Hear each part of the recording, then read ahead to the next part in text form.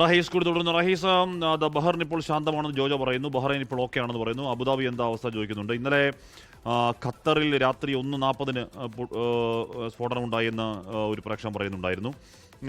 Abu Dhabi അങ്ങനെ പൊതുവെ ബാക്കി GCC രാജ്യങ്ങളൊക്കെ ഏതാണ്ട് പൊതുവെ ഇന്ന് രാവിലെ മുതൽ ഇതുവരെ കാര്യമായ പ്രശ്നങ്ങളില്ല എന്ന് കേൾക്കുന്നുണ്ട്. റഹീസ്, ദുബായിൽ ഇന്നലെ രാത്രി ഒരു ഇടവേളയ്ക്ക് ശേഷം വീണ്ടും മുന്നറിയിപ്പുകൾ വന്നു എന്നൊരു സുഹൃത്ത് പറയുന്നുണ്ടായിരുന്നു. എന്താണ് നിലവിലെ രാവിലത്തെ അവിടുത്തെ സാഹചര്യം?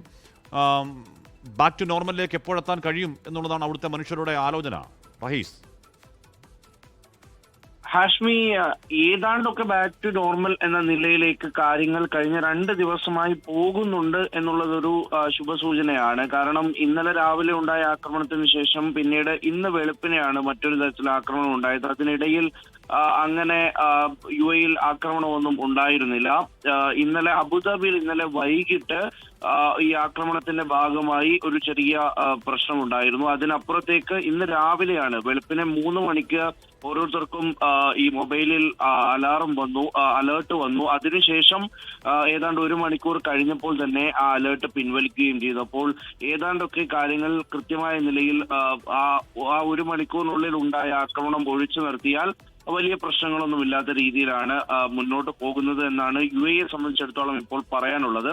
കാരണം അവിടെ ഭരണാധികാരി തന്നെ UAE പ്രസിഡന്റ് തന്നെ ദുബായ് മാളിലെത്തി അത് ആളുകൾക്ക് വളരെയധികം ഒരു പ്രചോദനം നൽകുന്ന തരത്തിൽ ഒരു ചേർത്ത് പിടിക്കേണ്ടതായ രീതിയിൽ അദ്ദേഹം നടത്തിയ ഒരു സന്ദർശനവും അദ്ദേഹം അവിടെ കുട്ടികളെയും ഒപ്പം തന്നെ മറ്റ് രാജ്യങ്ങളിൽ നിന്നുള്ളവരുമൊക്കെ സംസാരിച്ച ദൃശ്യങ്ങളുമൊക്കെ പുറത്തു വന്നതിന് പിന്നാലെ തന്നെ ഒരു പോസിറ്റീവ്നെസ് സ്വാഭാവികമായിട്ടും UAE സംബന്ധിച്ചിടത്തോളം ഉണ്ടായിട്ടുണ്ട്. ഈ കുവൈറ്റിലും ഒപ്പം തന്നെ ബഹ്റൈനിലും ഖത്തറിലും ഒക്കെ ഇന്ന് രാവിലെ അലേർട്ടുകൾ ഉണ്ടായിരുന്നു, സൈറണുകൾ മുഴങ്ങിയിരുന്നു. ബഹ്റൈനിൽ സ്വാഭാവികമായും സൈറൺ മുഴങ്ങുകയാണ് അപായ സൂചനകൾ കാട്ടുന്നത്. അപ്പോൾ അവിടെ ആ തരത്തിൽ സൈറണുകൾ മുഴങ്ങിയിരുന്നു. അതും 1 മണിക്കൂർ കഴിഞ്ഞതോടുകൂടി ഏതാണ്ട് ഒരു 3 മണിക്കും 4 മണിക്കും ഇടയിൽ ആ ഒരു സമയത്ത് ആണ് ആക്രമണം ഉണ്ടായത്. ആ ആക്രമണം ഉണ്ടായതിനെ ഫലപ്രദമായി ചെറുക്കാൻ കഴിഞ്ഞുവെന്ന് കുവൈറ്റും ഒപ്പം തന്നെ ബഹ്റൈനും ഒക്കെ ആവർത്തിച്ച് അവകാശപ്പെടുന്നുണ്ട്.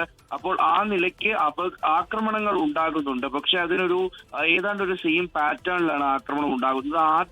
ഈ ശനിയാഴ്ച യുദ്ധം തുടങ്ങുന്ന സമയത്ത് ഇറാന്റെ പ്രത്യാക്രമണം നടക്കുന്ന സമയത്ത് ഉണ്ടായ ആക്രമണത്തിന്റെ അത്ര തോതിൽ വലിയൊരു ആക്രമണം ഇപ്പോൾ എന്തായാലും ഈ സൗദി ഒഴികെയുള്ള സ്ഥലങ്ങളിൽ ഇന്നും ഉണ്ടായിട്ടില്ല എന്നുള്ളത് വ്യക്തമാണ്. ഇന്നലെയും UAE-യിലൊന്നും കഴിഞ്ഞ തവണ ഉണ്ടായ അത്ര തരത്തിലുള്ള അതിന് തലേ ദിവസം ഉണ്ടായ രീതിയിലേക്ക് കാര്യങ്ങൾ പോയിട്ടില്ല.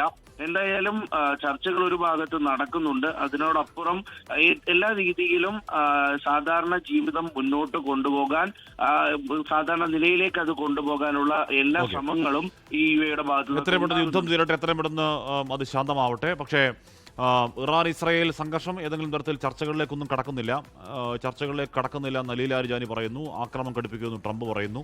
എന്നാൽ റെജീം ചേഞ്ച് സാധ്യമാകുമോ എന്ന കാര്യത്തിൽ വലിയ കൺഫ്യൂഷൻ. അതിൽ കോൺഫറൻസ് ഇപ്പോഴും ഇസ്രായേൽ മാത്രമാണ്. അമേരിക്ക പോലും അതിലൊരു കോൺഫറൻസ് ഇപ്പോൾ അവർ പ്രകടമാക്കി കാണുന്നില്ല. ഇന്നലെ മാർക്കോ റൂബിയോയോ ഹെഗത്ത് ഒന്നും ഈ റെജീം ചേഞ്ചിൻ്റെ കാര്യം അങ്ങനെ കാര്യമായി ഊന്നിക്കേട്ടില്ല. അപ്പോൾ എങ്ങനെയാണ് ഒരു വേ ഔട്ട്? ഇത് തുടങ്ങി വെച്ചു, ഇതെങ്ങനെ അവസാനിപ്പിക്കും എന്നൊരു കൺഫ്യൂഷൻ അമേരിക്കയ്ക്ക് ഉണ്ടെന്ന് തോന്നുന്നു. നമുക്കത് കാത്തിരുന്ന് കാണാം. പക്ഷേ ആ കാത്തിരിക്കലിൽ നഷ്ടമാകുന്നത് ആയിരക്കണക്കിനായ നിരപരാധികൾക്കാണ്, ഇസ്രായേൽ പക്ഷത്തും ഇറാൻ പക്ഷത്തും.